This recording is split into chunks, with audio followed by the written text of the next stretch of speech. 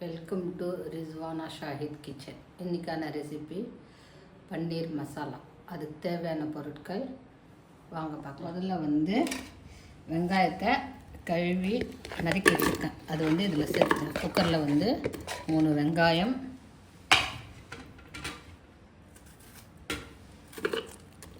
3 தக்காளி,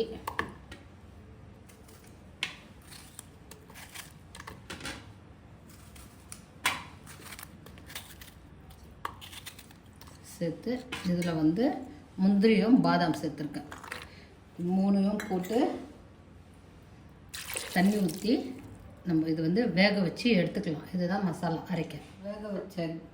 வேக வச்ச ஆனியன், தக்காளி அதெல்லாம் அரைச்சி ஆறுனதுக்கப்புறம் அரைச்சி எடுத்துகிட்டு வந்துடலாம். விழுதா அடுப்பு பற்ற வச்சுக்கோங்க. சரிங்களா? அதில் எண்ணெய்,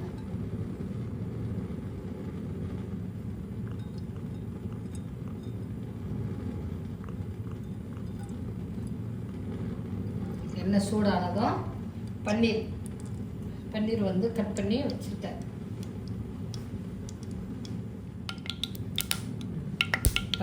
எண்ணெய் சூடாகிடுச்சு.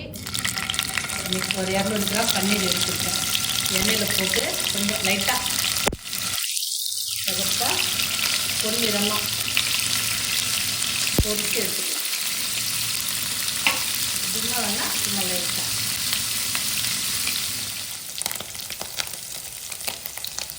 இது மாதிரி லைட்டாக பொன்னிறமாக வந்தோடனே இதை எடுத்துருங்க. சரிங்களா? எடுத்து கொஞ்சம் ஐஸ் வாட்டரில் இது போட்டுருங்க. ஏன்னா அப்போ தான் சாஃப்டாக இருக்கும் பன்னீர்.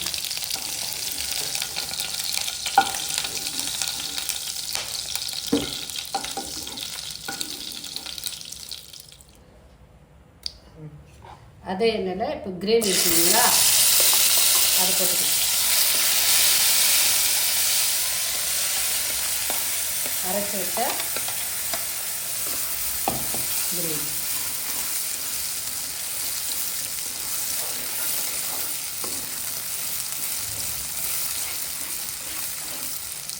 இதில் மசாலா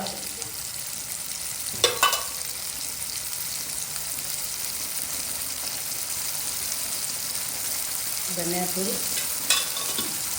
ஒரு அரை ஸ்பூன் போட்டுக்கோங்க. சிவப்பு மிளகா உங்களுக்கு காரத்துக்கு எவ்வளோ வேணுமோ அது சேர்த்துக்கோங்க.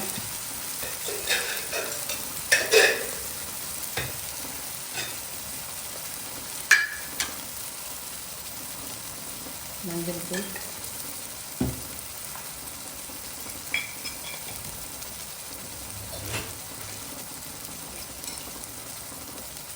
கரம் மசாலா,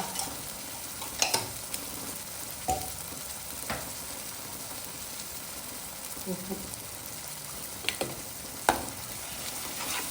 போட்டு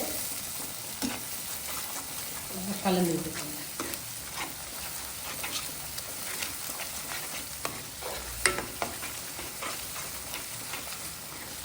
அம்மா வதங்கி வச்சு பாருங்கள். இப்போ கொஞ்சம் தண்ணி சேர்த்துக்கலாம்.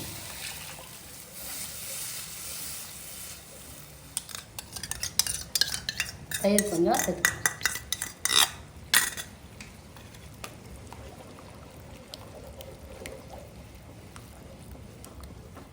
தயிர் சேர்த்துட்டு அதெல்லாம் அப்படியே கொஞ்சம் நேரம் பொறுத்து பன்னீர் போட்டுருங்க. உப்பு இருக்காதுன்னு டெஸ்ட் பண்ணிக்கோங்க. கொதிக்குது. இப்போ பன்னீர் சேர்த்துக்கலாம்.